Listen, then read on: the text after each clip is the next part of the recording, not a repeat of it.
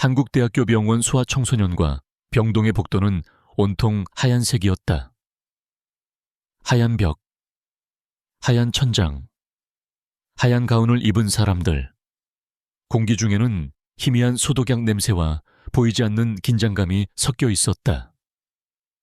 한서연은 차가운 복도 의자에 앉아 굳게 닫힌 진료실 문을 초조하게 바라보고 있었다. 그녀의 두 손은 무릎 위에서 하얗게 질리도록 얽혀 있었다. 6년, 새아이의 유일한 보호자이자 세상의 전부로 살아온 세월이었다. 진료실 안에는 새 쌍둥이 중 첫째인 민준이가 있었다.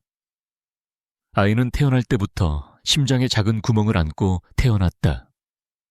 5살이 된 지금까지 약물로 버텨왔지만 최근 들어 아이의 상태가 급격히 나빠지고 있었다. 엄마, 민준이 형아 괜찮을까? 걱정이 가득 담긴 목소리로 물어온 것은 둘째 민서였다. 여자아인 민서는 동그랗고 큰 눈이 엄마를 쏙 빼닮은 애교 많은 아이였다. 서연은 애써 미소를 지으며 딸의 머리를 쓰다듬었다. 그럼 괜찮을 거야. 우리 민준이 씩씩하잖아. 내가 혼내줄 거야. 형아 아프게 하는 나쁜 병균들. 막내 민혁이는 작은 주먹을 불끈 쥐며 비장하게 외쳤다. 민혁이는 장난기 넘치는 얼굴이었지만 형제들을 지키려는 의지만은 누구보다 강한 아이였다. 서연은 그런 아이들을 보며 잠시 시름을 잊었다. 이 아이들이야말로 그녀가 지난 6년간 지옥 같은 시간을 버텨낸 유일한 이유였다. 바로 그때였다. 복도 저편에서부터 무겁고 권위적인 기운이 파도처럼 밀려왔다. 수련의와 인턴들을 대여섯 명이나 거느린 한 남자가 복도를 걸어오고 있었다. 그는 무리의 중심에서 마치 행성을 거느린 태양처럼 압도적인 존재감을 뿜어냈다. 흠잡을 데 없이 다려진 하얀 가운, 냉철하고 지적인 눈빛, 감정이라고는 한 톨도 느껴지지 않는 무표정한 얼굴.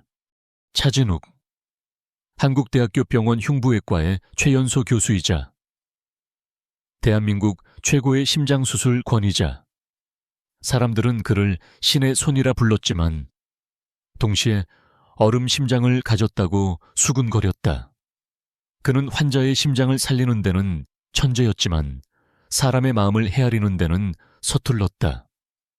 아니, 아예 관심이 없어 보였다. 그의 등장에 복도의 모든 사람들이 숨을 죽이고 길을 비켜섰다. 하지만 술래잡기를 하며 장난치던 민혁이와 민서는 그를 보지 못했다. 잡히면 죽는다 민혁이가 외치며 달려가다. 그만 차진욱의 다리에 그대로 쿵 하고 부딪혔다. 악 작은 비명과 함께 민혁이가 엉덩방아를 찧었다. 졌다. 진욱을 따르던 수련이들의 얼굴이 하얗게 질렸다. 감히 차진욱 교수의 앞길을 막다니. 진욱의 미간이 미세하게 찌푸려졌다. 그는 아이들을 내려다보았다. 그의 입에서 차가운 질책이 나오려던 순간 그의 시선이 아이의 얼굴에 닿아 그대로 얼어붙었다. 엉덩이가 아픈 것도 있고 민혁이는 자신을 내려다보는 남자를 올려다보았다. 그리고 뒤따라온 민서도 넘어진 동생을 걱정하며 남자를 쳐다보았다. 차진욱의 세상이 멈췄다. 아이들의 얼굴, 자신과 너무나도 닮아있는 얼굴이었다. 날카로운 턱선, 오뚝한 콧날. 하지만 저 크고 깊은 눈망울은 6년 전 그의 세상의 전부였던 한 여자를 떠올리게 했다. 사고로 잃어버린, 그의 심장에 묻어버린 그녀, 서연을. 그의 머릿속에서 모든 이성과 논리가 마비되었다. 그는 대한민국 최고의 외과의사였지만 눈앞의 이 비현실적인 현상을 도저히 설명할 수 없었다. 소란을 듣고 달려온 서연의 시간 역시 그대로 멈춰버렸다. 그녀의 눈앞에 서 있는 남자는 지난 6년간 매일 밤 꿈속에 나타나 그녀를 울게 했던 바로 그 남자였다. 6년 전 갑작스러운 사고로 세상을 떠났다고 들었던 그녀의 첫사랑이자 아이들의 아버지인 차진욱. 그녀는 숨을 쉴 수가 없었다. 세상이 빙글빙글 돌았다. 죽은 줄 알았던 사람이 어떻게 여기에 살아있는 모습으로, 어른 두 사람이 충격과 혼란 속에서 얼어붙어 있는 동안 아이들의 시간은 순수하게 흘러가고 있었다. 민서는 빤히 차진욱의 얼굴을 올려다보았다. 엄마가 목걸이 속에 소중하게 간직하고 있는 낡은 사진 속의 남자와 너무나도 닮아 있었다. 아이는 진욱의 하얀 가운 자락을 조심스럽게 잡아당겼다. 복도의 무거운 침묵을 가른 것은 아이의 맑고 또렷한 목소리였다. 아저씨. 여전히 충격에서 헤어나오지 못하던 진욱이 무의식적으로 아이를 내려다보았다. 혹시 우리 아빠예요? 그 순수한 질문은 6년간 굳게 닫혀있던 운명의 문을 폭발시키듯 열어젖힌 한마디였다. 차진욱의 얼음 같던 표정이 처음으로 무너져 내렸다. 한서연의 얼굴은 공포와 경악으로 새하얗게 질려갔다. 병원의 하얀 복도에서 6년간의 거짓말과 숨겨진 진실, 그리고 거부할 수 없는 운명이 마침내 서로를 마주하고 있었다. 혹시 우리 아빠예요? 아이의 순수한 질문이 차가운 복도 공기에 날카로운 파편처럼 박혔다. 차진욱의 머릿속은 거대한 컴퓨터가 바이러스에 감염된 것처럼 모든 사고 회로가 정지했다. 그의 냉철한 이성은 평생 단 한 번도 겪어보지 못한 데이터 오류 앞에서 속수무책으로 무너져 내렸다. 말도 안 돼. 그의 첫 번째 생각이었다. 우연의 일치, 혹은 스트레스로 인한 환각. 하지만 그의 눈은 거짓말을 하지 않았다. 아이들의 얼굴, 자신의 어린 시절 사진과 너무나도 흡사했다. 그리고 저 깊고 슬픈 눈망울은 그의 심장 깊은 곳에 묻어두었던 단 한 사람, 한서연의 것이었다. 그의 시선이 마침내 아이들 뒤에 서 있는 여자에게로 향했다. 한서연. 6년의 세월이 흘러 조금은 지쳐 보였지만 그건 분명 그녀였다. 그가 사랑했고 잃어버렸고 그의 세상이 잿더미가 되게 만들었던 바로 그 여자. 죽었다고 믿었던 그녀가 자신의 아이들이라고 주장하는, 자신을 쏙 빼닮은 아이들 뒤에 서 있었다. 그의 심장이 멎는 것 같았다. 그가 지난 6년간 쌓아 올린 얼음 성벽이 거대한 망치에 맞은 것처럼 산산조각 나기 시작했다. 한서연의 반응은 공포 그 자체였다. 그녀의 눈에 비친 차진욱은 살아있는 사람이 아니었다. 그는 유령이었다. 그녀의 죄책감과 그리움이 만들어낸 망상이었다. 그녀의 첫 번째 본능은 도망치는 것이었다. 하지만 두 번째 본능, 지난 6년간 그녀를 지배해온 모성애가 그녀의 발을 붙잡았다. 그녀는 재빨리 민혁이와 민서의 손을 잡아 자신의 등 뒤로 숨겼다. 그녀의 목소리는 목이 졸리는 사람처럼 가늘게 떨려 나왔다. 아니에요. 잘못 봤어요. 얘들아, 이리 와. 저 아저씨 바쁘신 분이야.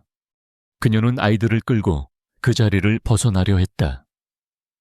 이 유령으로부터, 이 끔찍한 환각으로부터 아이들을 지켜야 했다.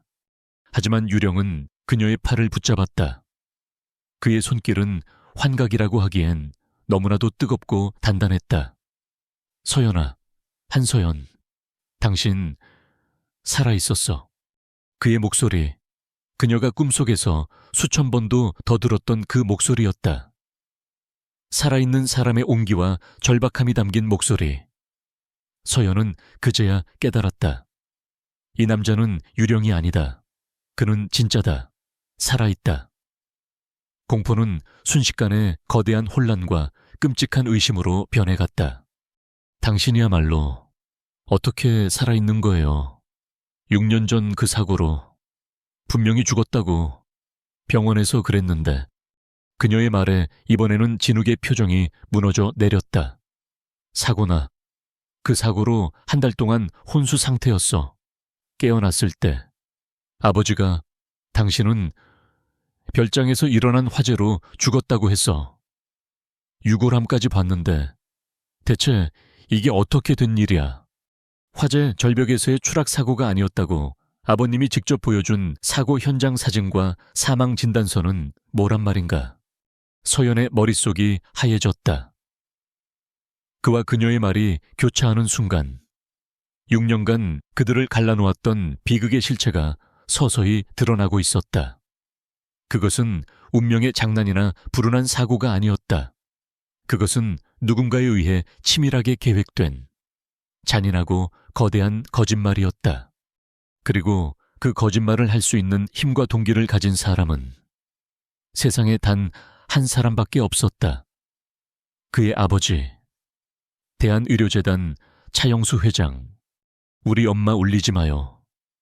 어른들의 세계를 이해할 수 없었던 민혁이가 엄마를 붙잡은 진욱의 손을 작은 주먹으로 쾅쾅 내리치며 소리쳤다. 아이의 외침이 두 사람을 비극적인 진실의 심연에서 잠시 끌어냈다. 바로 그때 굳게 닫혀 있던 진료실 문이 열렸다. 간호사가 휠체어에 앉은 민준이를 데리고 나왔다. 민준이의 얼굴은 창백했고 가쁜 숨을 몰아쉬고 있었다.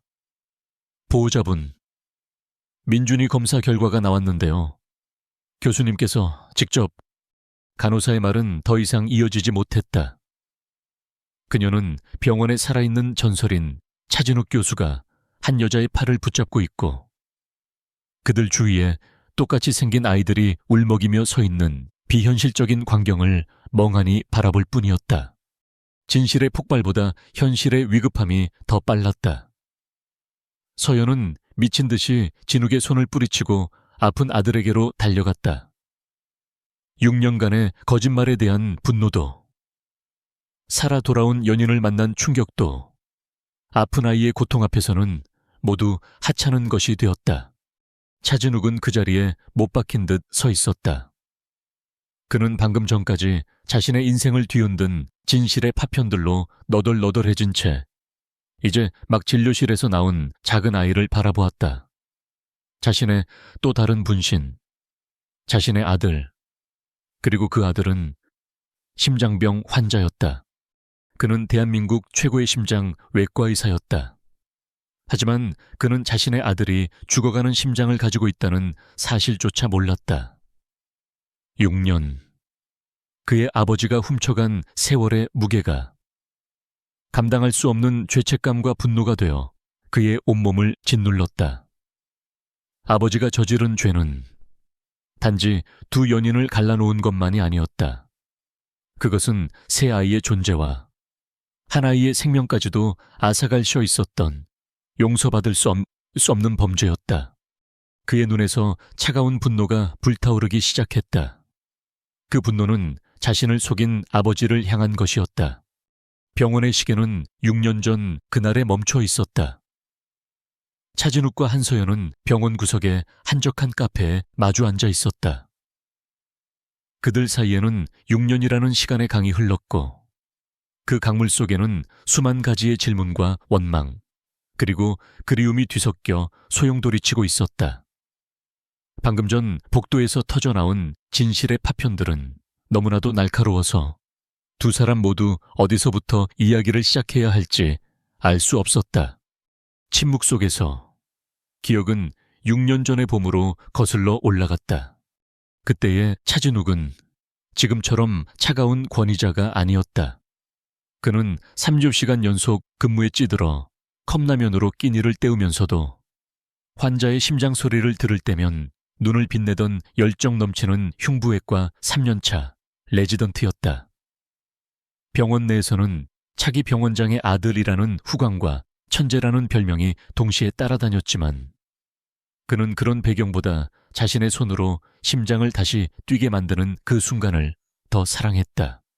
한서연은 당시 병원과 협력하여 일하던 프리랜서 메디컬 일러스트레이터였다. 그녀의 손끝에서 복잡한 인체의 구조와 수술 과정은 한 폭의 예술 작품처럼 되살아났다. 그녀는 의사들이 놓치는 미세한 혈관의 구조까지도 정확하게 그려내는 놀라운 재능을 가졌고, 그녀의 그림에는 차가운 의학 정보 너머의 생명에 대한 경외심이 담겨 있었다. 두 사람의 첫 만남은 차진욱이 복잡한 선천성 심장 기형 수술에 대한 학회 발표를 준비하면서 시작되었다. 기존의 딱딱한 사파에 불만을 느끼던 그는 우연히 서연의 그림을 보게 되었다. 그녀의 그림 속 심장은 단순한 장기가 아니라 생명을 품은 우주처럼 보였다. 이 그림 누가 그렸습니까? 그렇게 시작된 만남은 곧 서로에게 깊이 빠져드는 시간으로 이어졌다. 그들의 연애는 병원이라는 특수한 공간 속에서 이루어졌다. 짬을 내어 마시는 자판기 커피, 새벽녘 아무도 없는 휴게실에서의 짧은 대화, 수술실 앞에서 밤을 새우는 그를 위해 그녀가 가져다준 따뜻한 도시락. 그 소박한 순간들이 두 사람에게는 세상 그 어떤 화려한 데이트보다 소중했다. 진욱은 그녀에게 자신의 모든 것을 보여주었다. 환자를 살리지 못했을 때의 좌절감, 수술을 성공시켰을 때의 희열, 그리고 대한민국 최고의 심장, 외과 의사가 되겠다는 그의 꿈까지. 서연은 그의 지친 어깨를 말없이 감싸주었고 그의 꿈을 그림으로 그려주었다. 어느 드문 휴일, 두 사람은 남산타워에 올랐다. 그는 화려한 보석 반지 대신 심장 모양의 작은 펜던트가 달린 목걸이를 그녀의 목에 걸어주었다.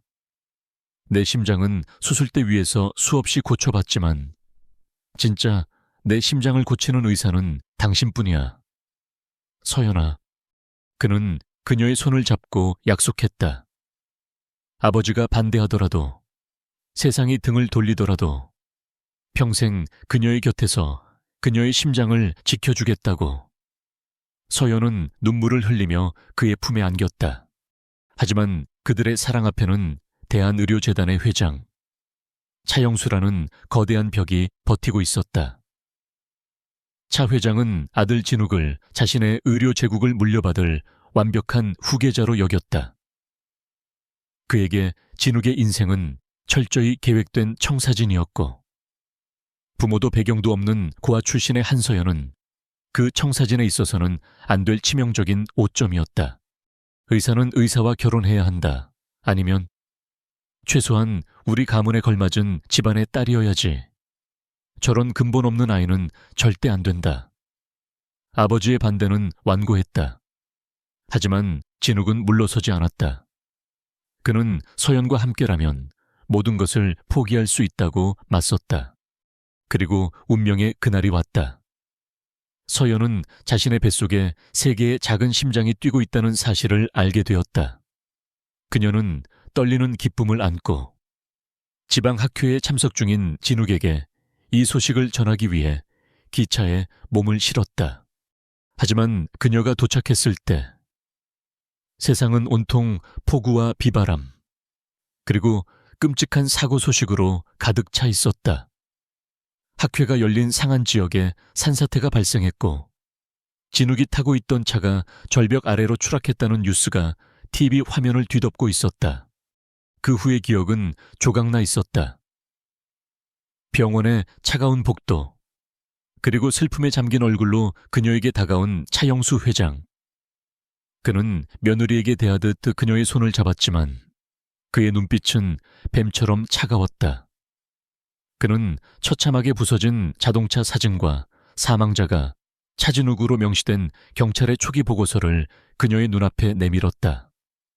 시신은 찾지 못했지만 이 정도 상황에서는 생존 가능성이 없다고 했다. 진욱이가 마지막으로 자네를 위해 남긴 것이라네. 차 회장은 거액이 담긴 통장을 건넸다. 그것은 위로가 아닌 모욕이었다. 그녀의 존재를 돈으로 지워버리려는 의도였다. 하늘이 무너지고 세상이 끝나는 듯한 절망 속에서 서연은 뱃속의 아이들을 지켜야 한다는 본능 하나만으로 버텼다. 그녀는 돈을 거절하고 그를 괴물처럼 쳐다본 뒤 그 자리에서 도망쳤다. 그렇게 세상에서 자신의 존재를 지웠다. 같은 시각 차진욱은 다른 병원의 중환자실에 누워 있었다. 그는 다른 도로에서 일어난 작은 사고로 머리를 다쳐 한 달간 의식불명 상태였다. 그가 눈을 떴을 때 가장 먼저 본 것은 아버지의 얼굴이었다. 아버지는 비통한 표정으로 그에게 말했다. 서연 양이 자네를 보러 오다가 머물던 펜션에 불이 났다고 하더구나. 미처 빠져나오지 못했다고. 미안하다. 아들아, 내가 미안해. 아버지는 그에게 한 줌의 재가 담긴 유골함과 위조된 사망진단서를 보여주었다. 사고 후유증으로 기억이 온전치 않았던 진욱은 세상의 전부였던 그녀가 자신 때문에 죽었다는 죄책감과 슬픔에 무너져 내렸다. 그 후 그는 자신의 감정을 모두 죽이고 오직 수술에만 미친 듯이 매달리는 얼음 심장의 의사가 되었다. 기나긴 회상이 끝났다. 다시 현재 병원 카페. 그들 사이의 침묵은 이제 단순한 어색함이 아니었다. 훔쳐간 6년이라는 세월의 무게, 그리고 그 뒤에 숨겨진 잔인한 진실의 무게가 그들을 짓누르고 있었다. 서연이 마침내 입을 열었다. 그녀의 목소리는 부서질 듯 떨리고 있었다. 우리의 6년, 아버님은 대체 왜 우리에게 이런 짓을? 진욱은 대답할 수 없었다. 그의 머릿속에는 오직 하나의 차갑고 무서운 확신만이 자리 잡고 있었다. 자신의 아버지는 자신의 제국을 위해서라면 아들의 인생쯤은 아무렇지 않게 부숴버릴 수 있는 괴물이라는 것. 과거의 슬픔은 이제 현재의 차가운 분노가 되어 그의 심장에서부터 타오르기 시작했다. 과거의 폭풍이 차에 가시기도 전에 현재의 재앙이 거대한 파도처럼 그들을 덮쳤다. 소아심장과 진료실 안, 차갑고 푸른빛이 도는 모니터 화면에는 민준이의 작은 심장이 위태롭게 뛰고 있었다. 각종 검사 결과와 3D로 구현된 심장 모델은 한서연이 알아들을 수 없는 복잡한 의학 용어들로 가득했지만 그녀는 소아과장이자 이 분야의 권위자인 김 교수의 굳은 표정만으로도 모든 것이 잘못되었음을 직감할 수 있었다. 김 교수는 차진욱과 한서연을 번갈아 보며 무거운 목소리로 입을 열었다. 민준이는 활로시 사증 중에서도 폐동맥 폐쇄가 동반된 가장 심각한 케이스입니다. 지금까지는 약물로 버텨왔지만 심실 중격의 결손 부위가 커지면서 심부전이 급격하게 진행되고 있습니다. 더 이상 지체할 수 없습니다. 당장 수술해야 합니다. 서연의 심장이 철렁 내려앉았다. 수술 성공할 수 있나요? 김 교수는 차마 그녀의 눈을 보지 못하고 옆에 앉은 차진욱을 향해 시선을 돌렸다. 솔직히 말씀드리겠습니다. 이 수술은 성인 심장 수술보다 몇 배는 더 어렵고 정교한 기술을 요구합니다. 아이의 심장은 너무나 작고 혈관은 약합니다. 이 수술을 현재 대한민국에서 100%에 가까운 성공률로 집도할 수 있는 사람은 단 한 명뿐입니다. 김 교수의 시선이 진욱에게 굳게 박혔다. 바로 차진욱 교수님, 당신입니다. 순간 진료실 안의 공기가 돌처럼 무겁게 가라앉았다. 6년 만에 만난 아들, 그 아들의 생명이 오직 자신의 손에 달려있다는 잔인한 현실. 차진욱은 모니터 속에서 필사적으로 뛰고 있는 작은 심장에서 눈을 뗄 수 없었다. 그것은 환자의 심장이기 이전에 그의 피를 물려받은 아들의 심장이었다.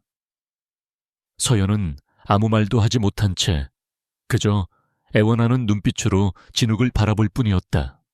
같은 시각 대한의료재단 회장실.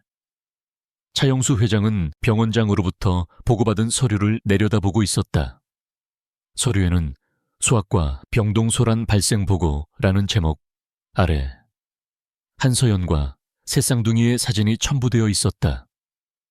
그의 얼굴에는 놀라움이나 당혹감 같은 감정은 보이지 않았다.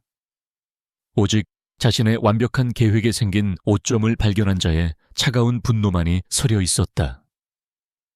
6년 전 깨끗하게 처리했다고 생각했던 과거의 흔적이 망령처럼 되살아나 그의 제국을 위협하고 있었다. 그는 즉시 병원장에게 전화를 걸었다. 그의 목소리는 강철처럼 차갑고 단호했다. 최 원장, 지금 당장 내 아들 녀석을 그 아이에게서 떼어놓게. 절대 그 아이의 근처에도 가서는 안 돼. 하지만 회장님, 그 아이의 수술은 차 교수님만이. 다른 의사도 있지 않나. 흉부외과 박 교수. 그 친구도 실력 있는 의사야. 최 원장은 순간 말문이 막혔다.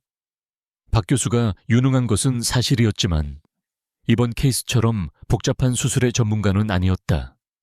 성공률은 절반 이하로 떨어질 것이 자명했다.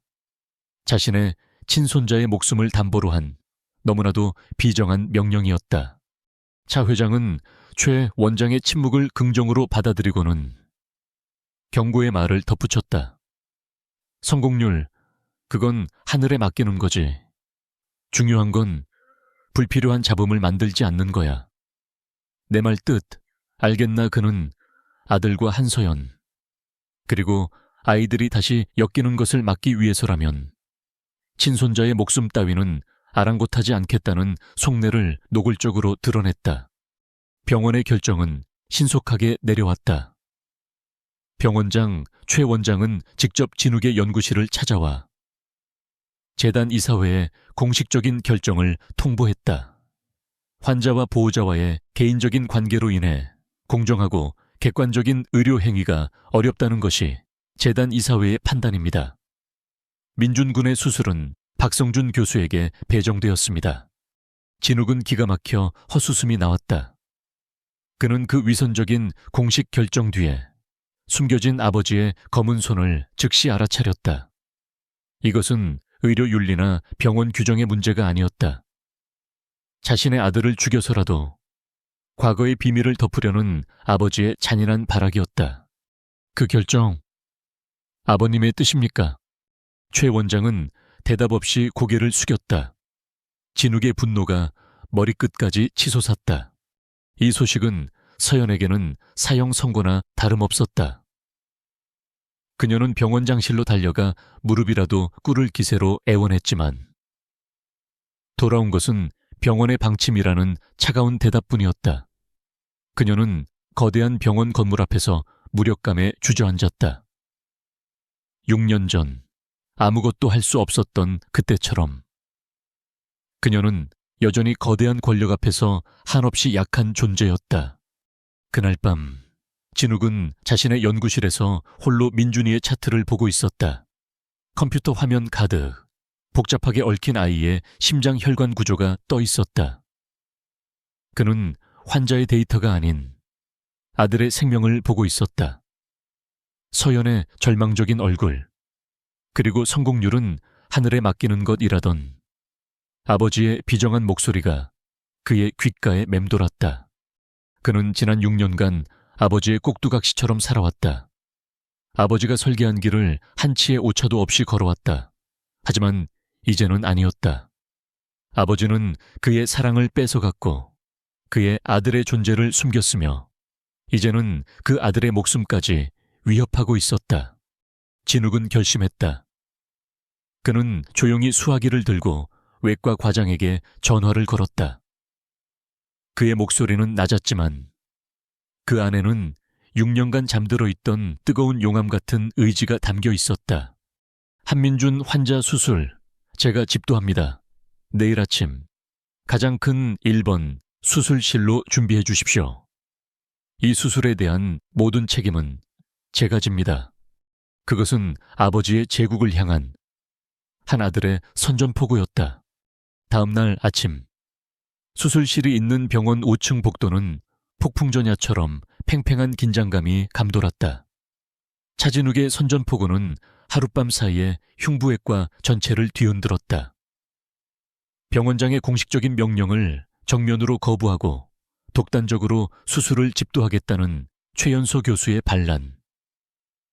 모두가 숨을 죽인 채 이 위험한 반란의 결과를 지켜보고 있었다. 수술복으로 갈아입은 차진욱이 제1수술실로 향하는 복도에 들어서자 최 원장과 수술이 배정되었던 박성준 교수가 유령처럼 그의 앞을 막아섰다.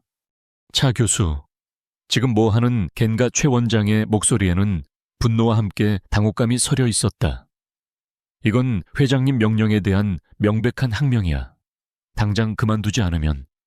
내 환자야, 차 교수. 옆에 서 있던 박 교수가 불쾌한 기색을 감추지 않고 말했다. 그는 병원의 원로로서 자신의 권위가 무시당한 것에 대한 모욕감을 느끼고 있었다. 자네가 뭔데 내 수술을 맘대로 빼앗아가려 하는가? 차진욱은 멈춰서서 두 사람을 차갑게 바라보았다. 그의 눈에는 6년간 담겨있던 공허함 대신 맹수의 것처럼 날카롭고 단단한 의지가 번뜩이고 있었다. 이 수술, 박 교수님 전문 분야가 아닙니다. 폐동맥 폐쇄를 동반한 활로시 사징 수술 경험 없으시지 않습니까? 성공률 50% 미만의 수술에 아이의 목숨을 걸 수는 없습니다. 그의 목소리는 조용했지만 그 안에 담긴 논리는 그 누구도 반박할 순 없는 것이었다.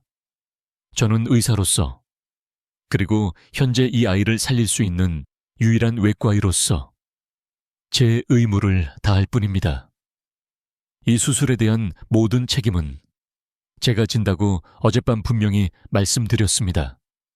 비켜주십시오. 그는 더 이상 두 사람을 상대할 가치도 없다는 듯 그들을 지나쳐 걸어갔다. 그의 등 뒤로 할 말을 잃은 최 원장과 박 교수의 분노 서린 시선이 따갑게 박혔다. 수술실 입구에는 한서연이 아이들의 손을 잡고 초조하게 서 있었다. 그녀는 방금 전의 대치를 모두 지켜보았다. 병원이 물리적으로라도 그를 막을까봐 심장이 조각나는 것 같았다. 진욱은 그녀의 앞에 멈춰 섰다. 6년간의 고통과 오해가 여전히 두 사람 사이에 흐르고 있었지만 이제 그 위로 부모라는 절박하고 단단한 연결고리가 생겨나고 있었다. 내가 수술하겠습니다. 그것은 단순한 통보가 아닌 서약이었다. 그는 그녀와 그녀의 다리 뒤에 숨어 겁먹은 눈으로 자신을 올려다보는 두 아이를 향한 한 남자의 첫 번째 약속이었다. 서연은 터져 나오려는 눈물을 간신히 참으며 속삭였다. 살려주세요. 우리 민준이 꼭 살려주세요. 진욱은 말없이 고개를 끄덕였다. 그리고는 수술실로 들어가기 전 모두가 예상치 못한 행동을 했다. 그는 그 자리에 몸을 낮춰 민서와 민혁이와 눈을 맞췄다. 그의 얼음 같던 가면이 처음으로 금이 가는 순간이었다. 아저씨가, 아니, 그는 잠시 머뭇거렸다. 어색하고 낯선 단어가 그의 입에서 힘들게 흘러나왔다. 아빠가, 형아, 꼭 낫게 해줄게. 걱정 말고 엄마랑 같이 여기서 기다리고 있어. 알았지? 아빠. 그가 처음으로 스스로를 그렇게 불렀다. 그 한마디는 아이들뿐만 아니라 그 자신의 얼어붙었던 심장까지도 뒤흔들었다. 민서는 큰 눈의 눈물이 그렁그렁한 채 고개를 끄덕였고 민혁이는 경계심 대신 존경심이 담긴 눈으로 그를 바라보았다. 진욱은 마침내 수술실 안으로 들어섰다. 그곳에는 그의 수술팀, 어벤져스라 불리는 최고의 외과 의사들과 간호사들이 그를 기다리고 있었다. 그들은 병원 전체를 뒤덮은 살벌한 분위기를 알았지만 그들의 충성심은 병원장이나 회장이 아닌 수술대 앞에서는 신이 되는 남자, 차진욱을 향해 있었다. 수술 준비가 시작되었다. 손을 소독하고 수술 가운을 입고 마스크를 쓰는 신성한 의식, 그가 푸른색 마스크를 쓰는 순간 바깥 세상의 모든 혼란은 사라졌다. 이제 오직 그와 그의 팀, 그리고 그가 곧 손에 쥐게 될 작은 심장만이 존재할 뿐이었다. 그의 아들의 심장이 같은 시각 차영수 회장은 자신의 사무실에서 최 원장의 전화를 받고 있었다. 진욱이 자신의 명령을 꺾고 수술실로 들어갔다는 보고였다. 못들 하는 갱가 당장 끌어내지 않고 그의 분노가 폭발했다. 평생 자신의 말에 단 한 번도 거역한 적 없었던 아들이었다. 용납할 수 없는 반란이었다. 당장 징계위원회를 소집해 수술이 끝나자마자 차진욱을 이 병원에서 파면시켜 내 아들이라도 예외는 없어. 그는 그것으로도 분이 풀리지 않는 듯 비서에게 명령했다. 한서연이라는 여자, 과거를 샅샅이 뒤져 먼지 한 톨까지 전부 다. 그 여자를 사회에서 매장시킬 건더기를 찾아내 통제불능의 상황 앞에서 그는 모든 것을 파괴해서라도 자신의 권력을 되찾으려 하는 폭군으로 변해가고 있었다. 수술실의 문이 닫혔다. 수술 시작을 알리는 붉은 등이 켜졌다. 녹색 수술복을 입은 진욱이 수술대 앞에 섰다. 그의 손 위로 무균 처리된 수술 장갑이 끼워졌다. 그는 손을 내밀었고 간호사가 그의 손바닥 위에 차가운 메스를 올려놓았다. 마스크 위로 드러난 그의 눈빛은 세상을 창조하는 신처럼 무서울 정도의 집중력으로 빛나고 있었다. 복되는 서연이 남은 두 아이를 부서져라 껴안은 채 기도하고 있었다. 거대하고 차가운 병원 속에서 세 사람은 작고 연약한 섬처럼 보였다. 민준이의 생명을 건, 그리고 한 가족의 미래를 건, 길고 긴 싸움이 이제 막 시작되고 있었다. 수술실 앞 복도는 거대한 진공의 공간처럼 변해 있었다. 시간은 엿가락처럼 늘어졌고 모든 소리는 멀게만 느껴졌다. 한서연은 두 아이를 양옆에 앉히고 붉게 켜진 수술 중 램프만 멍하니 바라보고 있었다. 그녀의 모든 세상이 저 문 너머 작은 수술대 위에 놓여 있었다. 씩씩한 척하던 민혁이도 애써 엄마를 위로하던 민서도 이제는 말이 없었다. 아이들은 본능적으로 지금이 그들의 인생에서 가장 중요한 순간임을 느끼고 있었다. 세 사람은 서로의 온기에 의지하며 길고 긴 기다림의 시간을 견디고 있었다. 바로 그때 차영수 회장의 보이지 않는 손이 움직이기 시작했다. 간호사 몇 명과 원무가 직원들이 마치 약속이라도 한 듯 서연이 앉아있는 곳에서 멀지 않은 곳에 모여 수군거리기 시작했다. 그들의 목소리는 일부러 들으라는 듯 교묘하게 계산된 크기였다. 저 여자가 그 여자래. 6년 전에 차 교수님 발목 잡고 사라졌다는. 그러게 듣자 하니 고아 출신이라던데 어디서 애를 셋이나 낳아와서 저러는 건지. 꽃뱀 아니야. 병원장 아들인 거 알고 일부러 접근했다가 돈이나 뜯어내려고 다시 나타난 거겠지. 불쌍한 건 우리 교수님이지. 독이 묻은 화살 같은 말들이 서연의 등 뒤에 비수처럼 날아와 박혔다. 그녀는 가장 약해져 있는 순간에 가장 잔인한 방식으로 공격당하고 있었다. 그녀는 아이들이 그 더러운 말들을 들을까봐 두 아이를 더욱더 세게 끌어안았다. 아이들의 귀를 막아주고 싶었지만 세상의 모든 소음으로부터 아이들을 지켜줄 수는 없었다. 같은 시각 수술실 안은 얼음장 같은 긴장감이 흘렀다. 차진욱은 신들린 사람처럼 움직였다. 그의 눈에는 오직 모니터에 비친 작은 심장과 그의 손끝에 들린 섬세한 수술 도구만이 존재했다. 하지만 그의 마음속은 그 어느 때보다도 무거웠다. 이 아이는 단순한 환자가 아니었다. 그의 아들이었다. 메스를 쥔 그의 손끝에 6년간 알지도 못했던 부성애의 무게가 고스란히 실려 있었다. 수술이 중반을 넘어 인공 심폐기를 가동하고 잠시 심장을 멈추는 가장 중요한 단계에 이르렀다. 잠시 동안의 정적 속에서 수술 내내 그의 곁을 지키던 마취과 이 교수가 조심스럽게 입을 열었다. 그는 진욱과 레지던트 시절부터 함께한 오랜 동료였다. 차 교수, 괜찮나? 오늘따라 유독 날이 서 있는 것 같아서. 진욱은 대답 없이 고개만 끄덕였다. 하지만 동료의 그 한마디는 그의 머릿속에 있던 작은 의심의 씨앗에 불을 지폈다.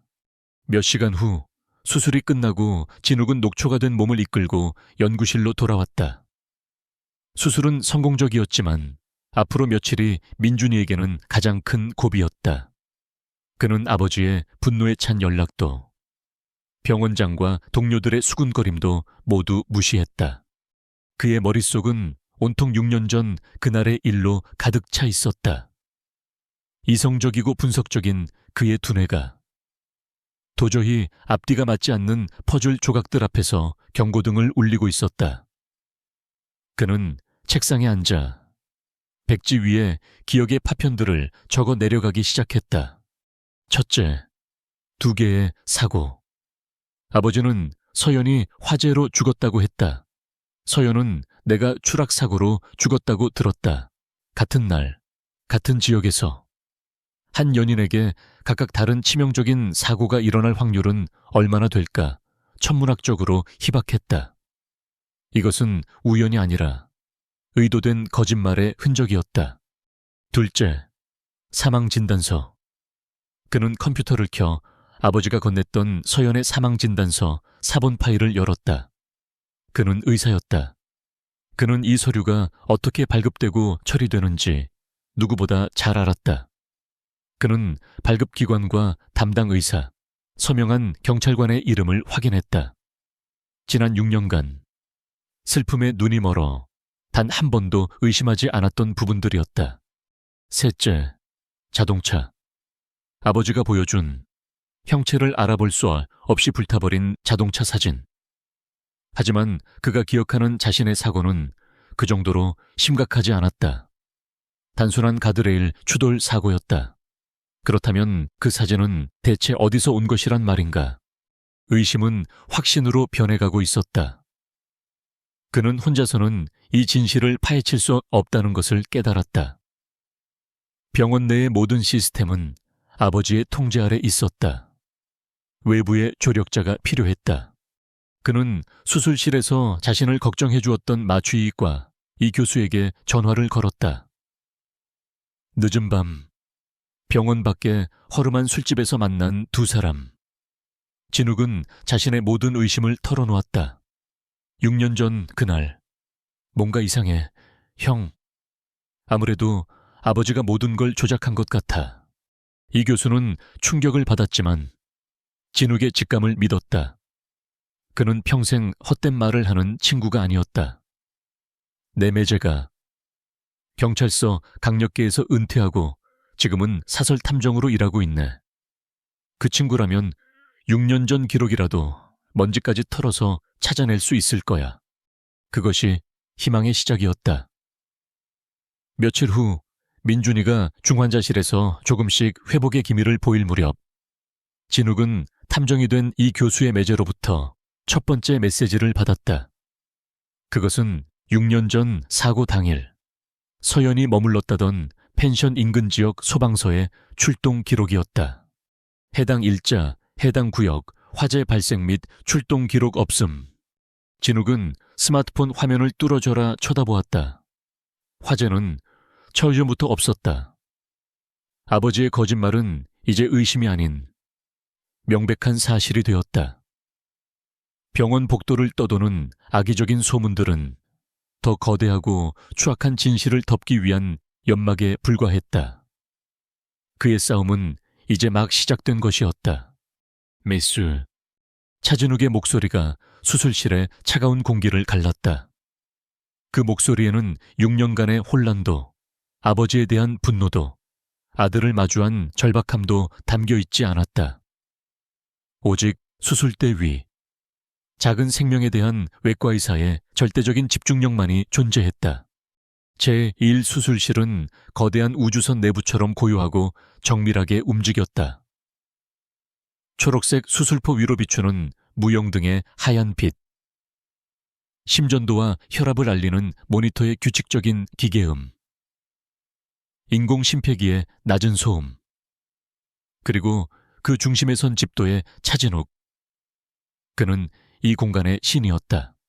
수술은 한치의 오차도 없이 진행되었다. 먼저 아이의 작은 가슴이 열렸다. 흉골이 절개되고 갈비뼈가 벌려지자 그 안에 담긴 작고 붉은 심장이 모습을 드러냈다. 필사적으로. 그러나 위태롭게 뛰고 있는 민준이의 심장이었다. 진욱은 잠시 숨을 멈췄다. 처음으로 마주하는 아들의 심장이었다. 그는 모든 감정을 억누르고 다시 냉정한 집도이의 모습으로 돌아왔다.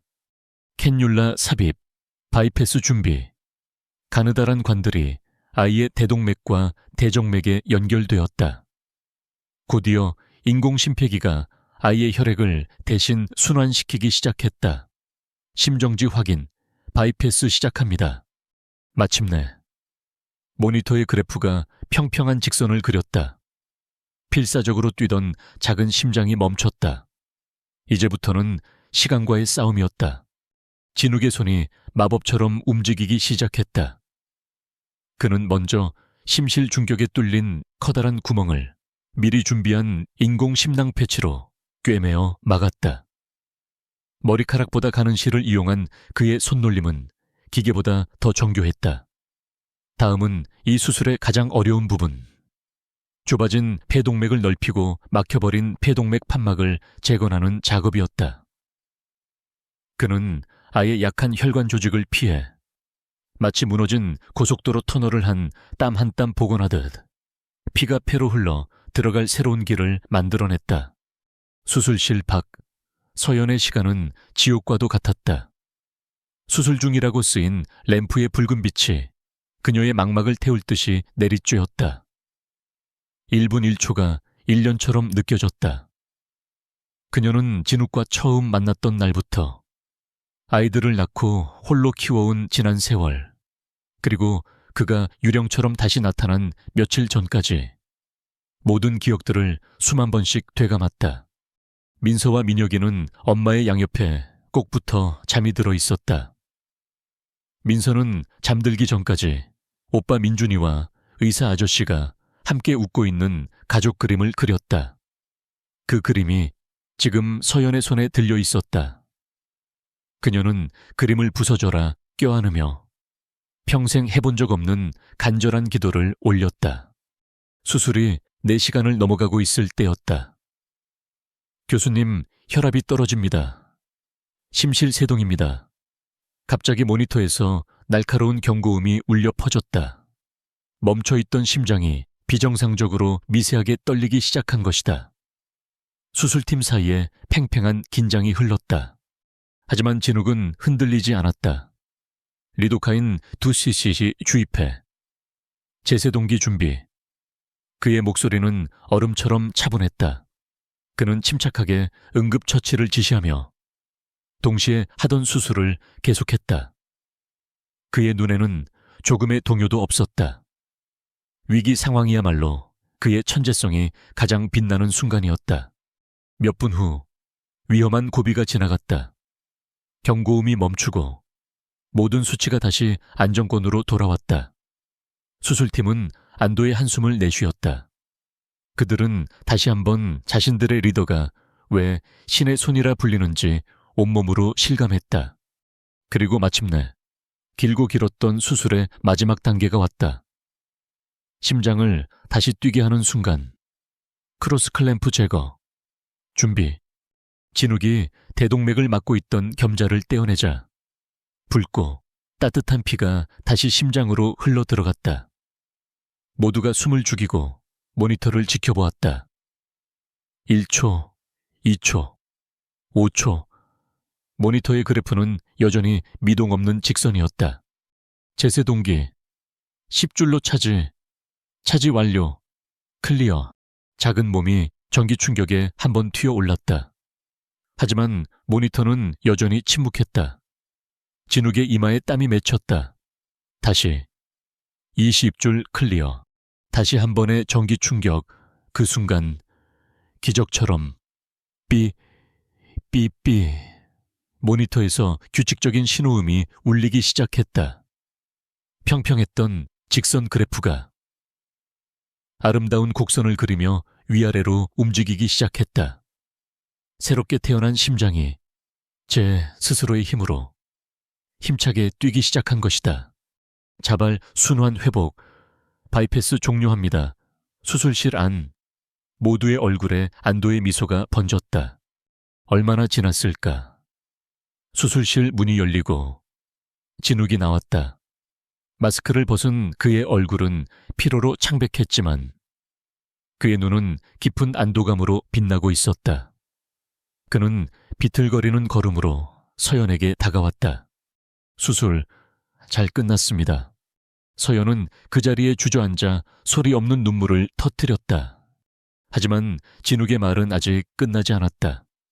그는 그녀의 어깨를 잡아 일으키며 무겁게 덧붙였다. 하지만 아직 끝난 게 아닙니다. 앞으로 48시간이 민준이에게는 가장 큰 고비입니다. 이제부터는 아이의 살고자 하는 의지에 달려 있어요.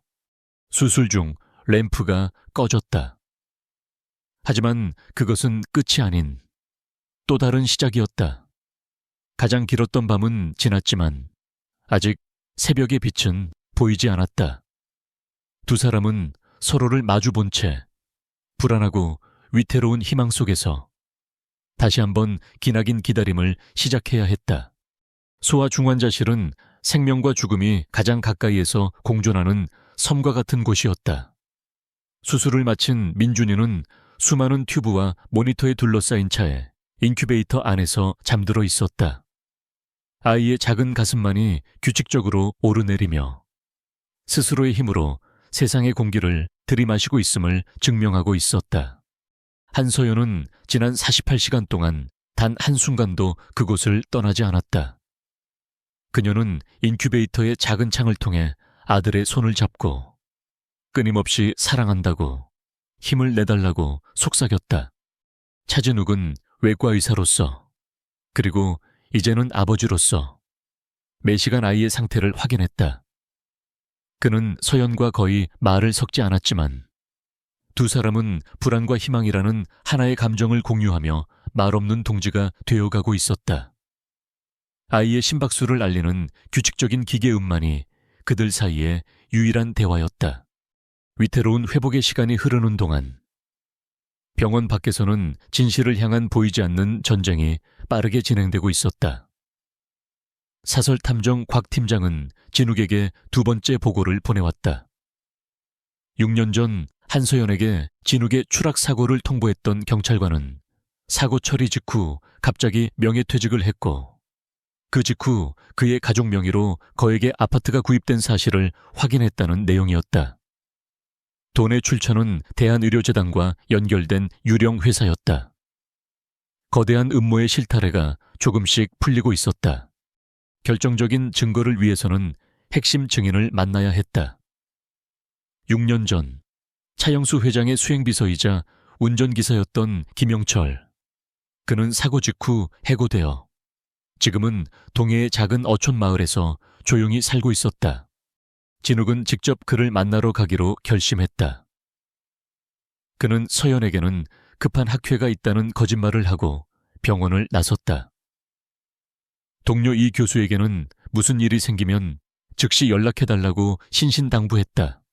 몇 시간을 달려 도착한 어촌 마을은 마치 시간이 멈춘 듯 고요했다.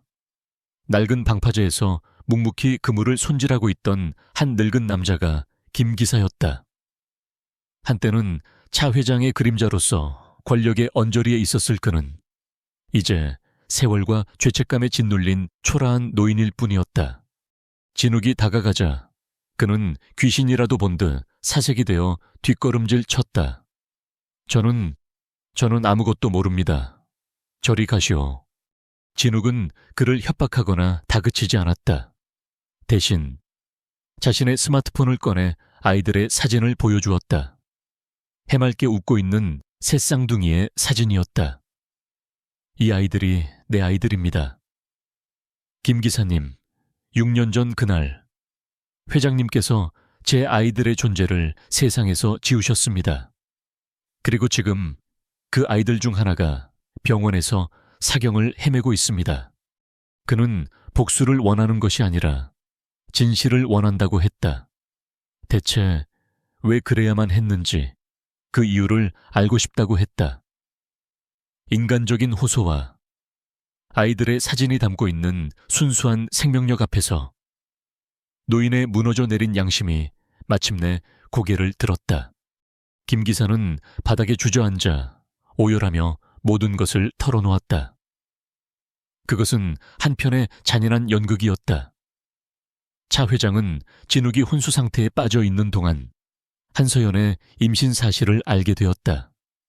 그는 아들의 미래에 오점이 될 그녀와 아이들을 지워버리기로 결심했다.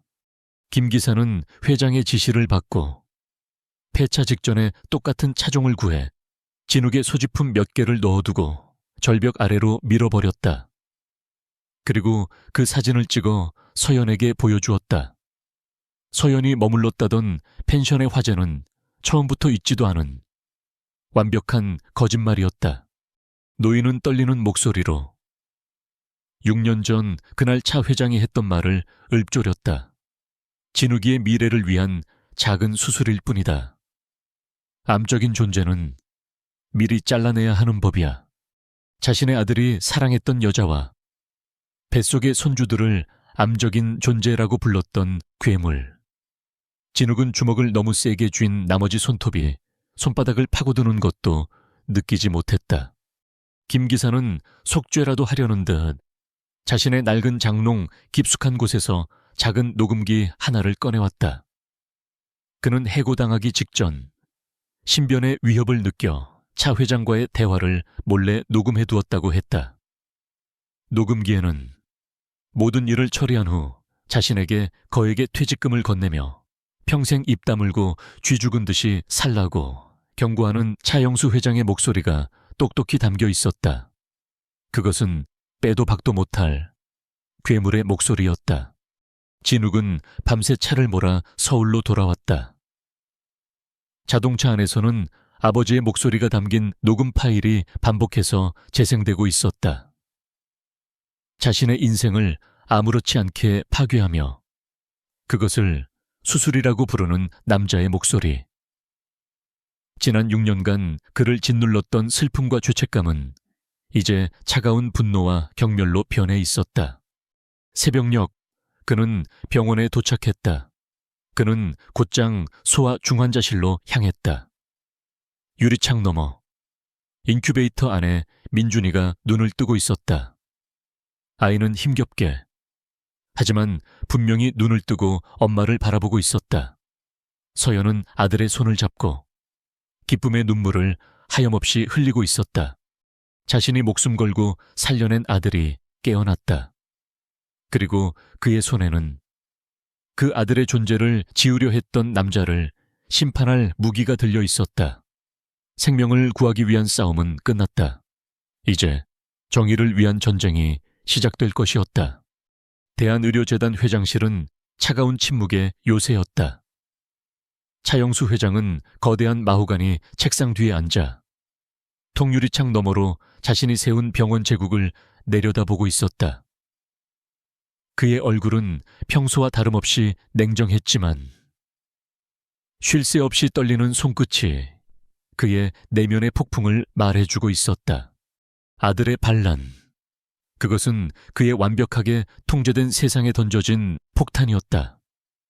징계위원회를 열어 아들을 파면시키려 했지만 병원 내 여론은 신의 손을 잃을 수 없다는 쪽으로 기울고 있었다. 한서연의 뒷조사를 지시했지만 그녀의 삶은 너무나도 깨끗해서 먼지 한 톨 나오지 않았다. 그는 처음으로 자신의 권력이 미치지 않는 영역이 있다는 것을 깨닫고 있었다.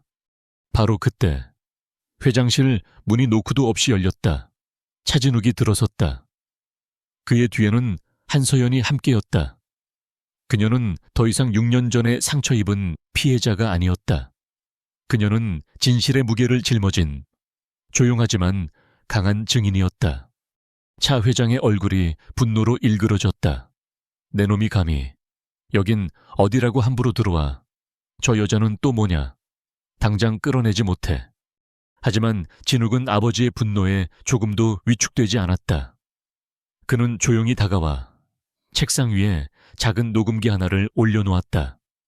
이 안에 아버님의 목소리가 담겨 있습니다. 진욱은 재생 버튼을 눌렀다. 회장실 안에는 6년 전 김 기사에게 암적인 존재는 미리 잘라내야 한다고 말하던 차영수 회장의 냉혹한 목소리가 울려 퍼졌다. 차 회장의 얼굴에서 핏기가 가셨다. 하지만 그는 마지막까지 자신의 죄를 인정하지 않았다. 이런다고 뭐가 달라질 것 같으냐. 증거 돈으로 얼마든지 막을 수 있어. 내 놈은 아직 세상을 몰라. 진욱은 아버지를 경멸과 연민이 뒤섞인 눈으로 바라보았다. 제가 원하는 건 아버님을 법정에 세우는 게 아닙니다. 그는 아버지가 휘두르는 가장 강력한 무기, 법과 돈으로는 아버지를 무너뜨릴 수 없다는 것을 알았다. 진짜 심판은 그의 내면에서 이루어져야 했다. 저는 그저 알고 싶었습니다. 대체 왜 그러셨습니까? 당신의 아들이 사랑했던 여자와 당신의 핏줄인 아이들에게 어떻게 그런 끔찍한 짓을 하실 수 있었습니까? 그의 질문은 고발이 아닌 인간으로서의 근원적인 물음이었다. 차 회장은 아들의 눈을 피하며 소리쳤다. 다 너를 위해서였어. 너의 미래를 위해서 내 제국을 물려받을 후계자에게 흠집이 될 만한 것들을 정리했을 뿐이다. 흠집이요. 진욱은 기가 막혀 되물었다.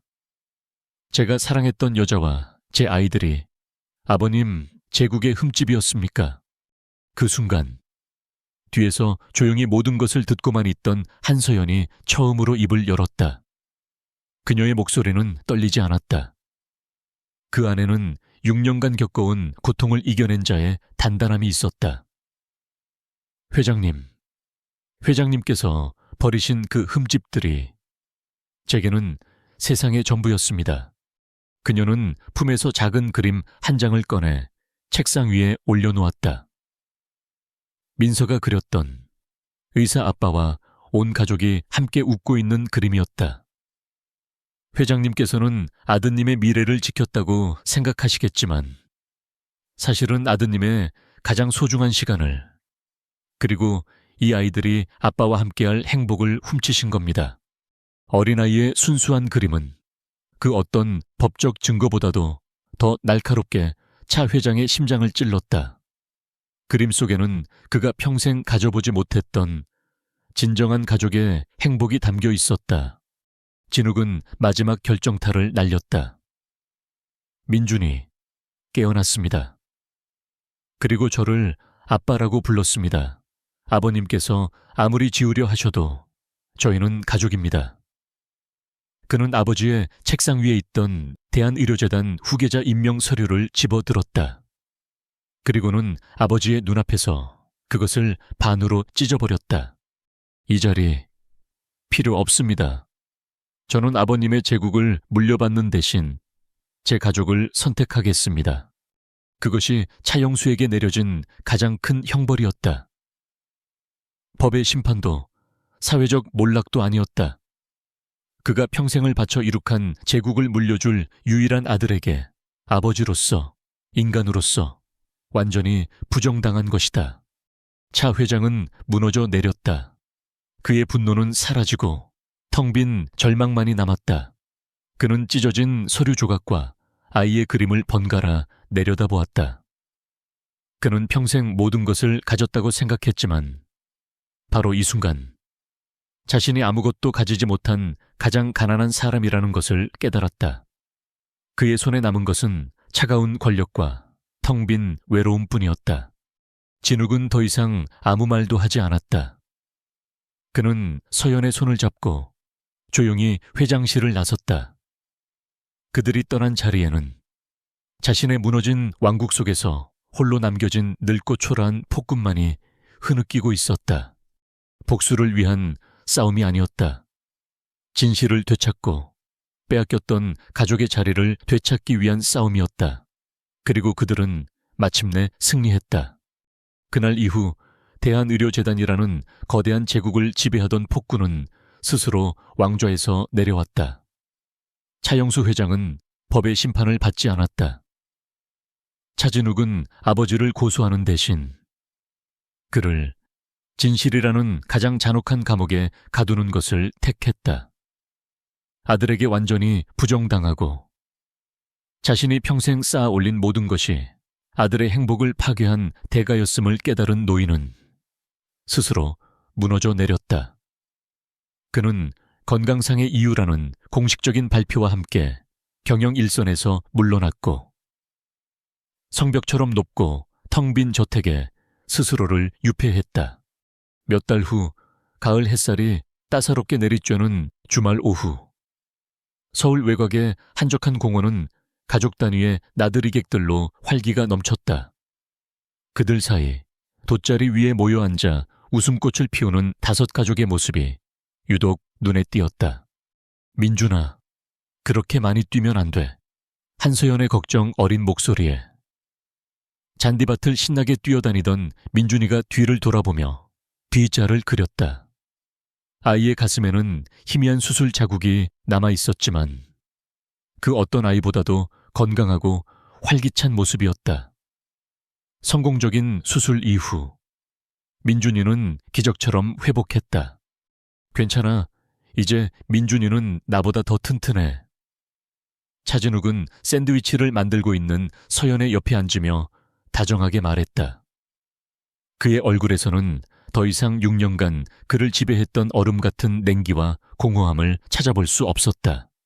그는 한국대학교 병원의 스타 교수직을 미련 없이 내려놓았다. 의료계는 그의 결정에 충격에 빠졌지만 그는 개의치 않았다. 그는 이제 명성과 권력 대신 평범한 사람들을 위한 작은 시립병원에서 흉부외과 과장으로 일하고 있었다. 그는 그곳에서 비로소 의사로서의 진정한 행복을 느끼고 있었다. 그는 서툰 솜씨로 민서의 헝클어진 머리를 묶어주려 애썼고 민혁이에게는 캐치볼을 가르쳐 주었다.